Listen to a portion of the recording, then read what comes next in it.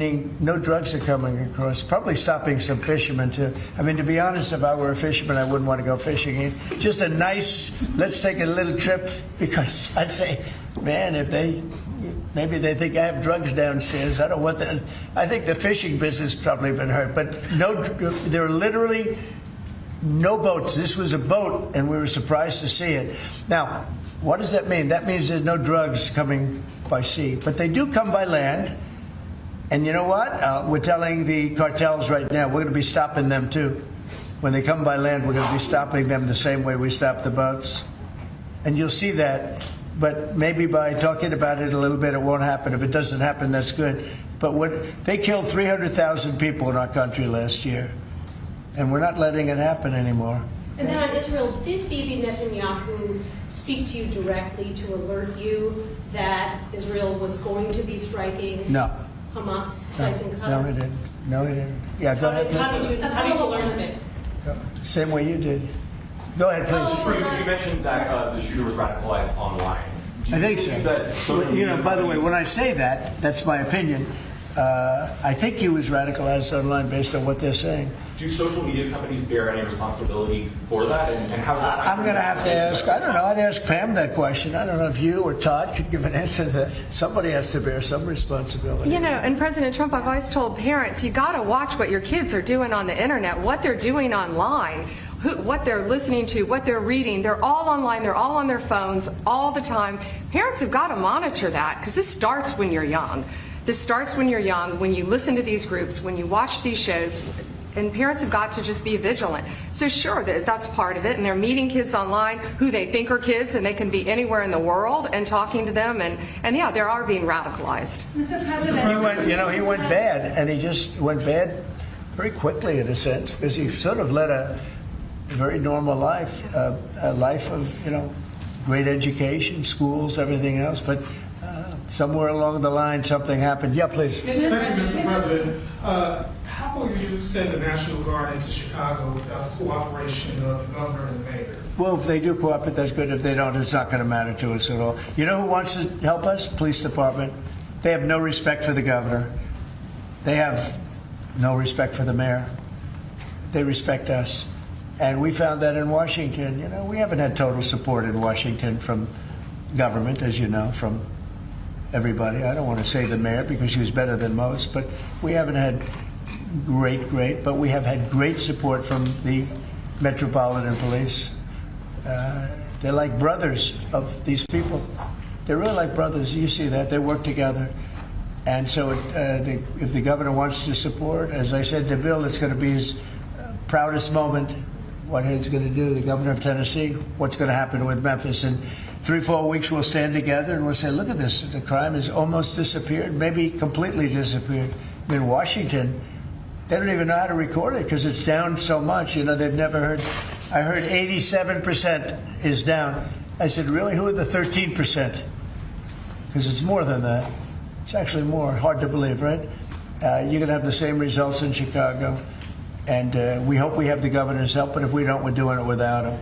And I'm just curious, Mr. President, you had the framework that's been agreed to with TikTok, for example. Will China continue to have a stake in the company? Well, we haven't decided that, but it looks to me, and I'm speaking to President Xi on Friday for confirmation of that, and, frankly, more importantly, a big deal.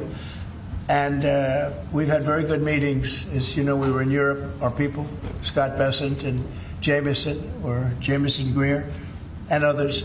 And it was a very big meeting with China. And, they're treating us with respect. We treat them with respect, too. But it was very successful. And on top of it, we have what could be a very good deal. Don't forget, I've had more people say, could you try and keep TikTok alive? I use TikTok. I have to admit it. In the election, and look how I did with you. No Republicans come close. I blew everyone away. If you look back, not so long ago, Romney, he got like 7% of the youth. I got like 8 times that amount. I got tremendous numbers of youth. By the way, I want to say, Charlie helped me. And Charlie was the one, get on TikTok. He used to say to me, get on TikTok.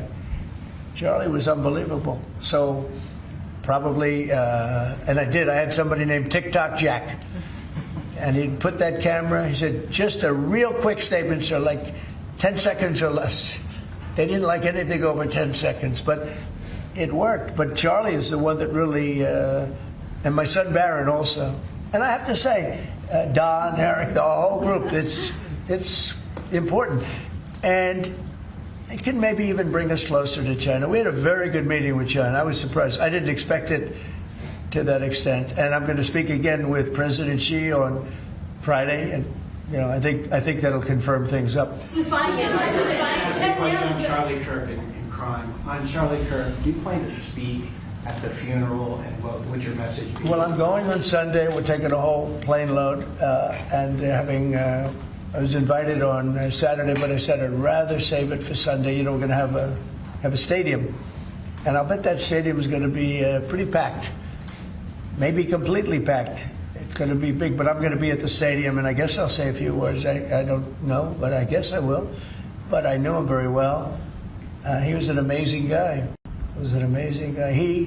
He was all about young people, getting them started right, and he was like a magnet for young people. They just attracted to him. He loved them, and they attracted to him. His wife is a tremendous person, by the way. He always had great respect for his wife. He got married. I didn't know he was getting married. I heard he got married, and he loved her. I tell you, he really loved her. She loved him, and I think she'll have something to do with keeping that whole thing going. Turning Point it became a very big deal, and I heard they had like 38,000. So he wanted to get it up to 20,000 chapters. That's a lot. That would have been a lifetime's work.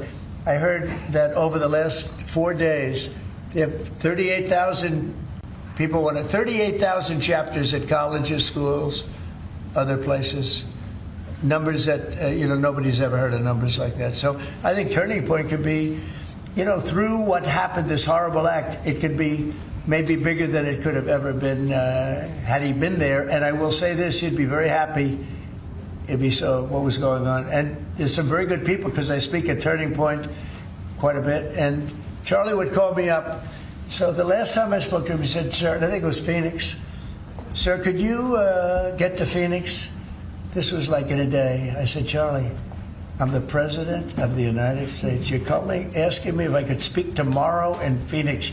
You can't do that to me, Charlie." But usually I ended up going. He was great. He was a great guy, and he didn't deserve this. He didn't deserve this, believe me. Ilhan Omar, after his assassination, called Charlie Kirk a reprehensible human being.